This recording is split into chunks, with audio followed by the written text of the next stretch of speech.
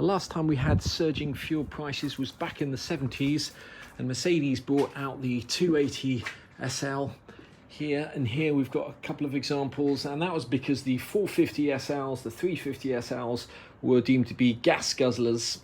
Well, it's been 6 months since I bought this SL55 AMG from a friend of mine, and we've just done our first 1,000 miles, and I thought you may be interested to see what our fuel economy was over that time period.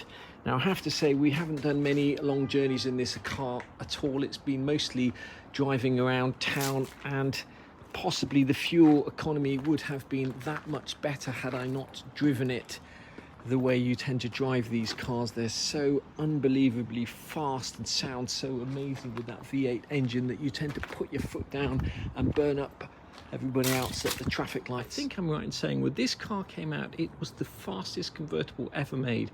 Faster than the Ferrari, faster than the Porsche GT, whatever it was.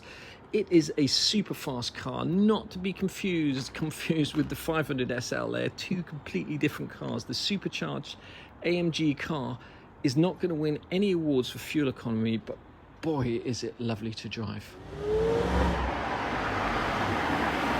It's December 2021, and we've just bought this beautiful SL55 with less than 40,000 miles on the clock and filled it up for the first time.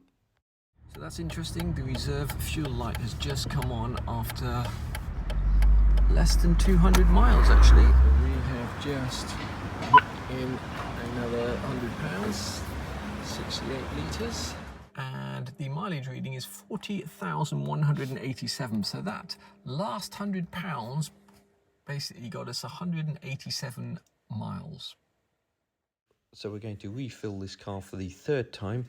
The fuel price is 167.9 pence a litre, and we've got the Ukraine war going on. There we go, the mileage reading 40,384 miles, and that's the third time we filled up, I think, with about 100 pounds each time. Fuel in this car, 40,586 miles. So we've done 586 miles since getting this car, and we're putting another 100 pounds in it.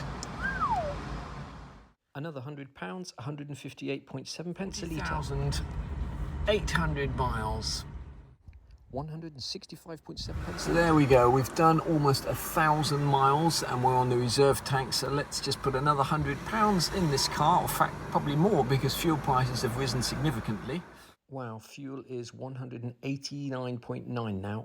That is the most I've ever put in a car, 132 pounds. So 61. There you have it, 981 miles, just under 1,000 miles, cost us 505 pounds, put in 70 UK gallons. Now, remember, this does not include the last time that we've just filled up, which fuel prices are significantly more expensive. You can see 189 compared to 165. But as I say, that fuel is still in the tank, and we didn't use that in the first 1,000 miles. Over that period, without that expensive last fill up, 14 miles to the gallon, or 51 pence a mile in US dollar terms, 60 cents a mile. So when we come to do this again, unless fuel prices fall, which is, never really seen fuel prices fall at the pump in my lifetime, that figure is going to be even more expensive. If we get too bad, we can, of course, always rely on the classic Fiat 500, which is tucked away under this cover. This car used to cost, I think, 10 or 15 pounds to fill up. It'll be interesting to see what it costs to fill this tiny little tank up these days. To finish this video, I haven't driven this 230 SL for a year. It's been in storage. The last time it was used was on a film set, and somebody's renting it this weekend for a wedding. But that car started after a year on the first turn of the key. Obviously, I had the battery disconnected, which is quite amazing. Try doing that in a 500 SL, an R230 500 SL, or any other modern car for that matter.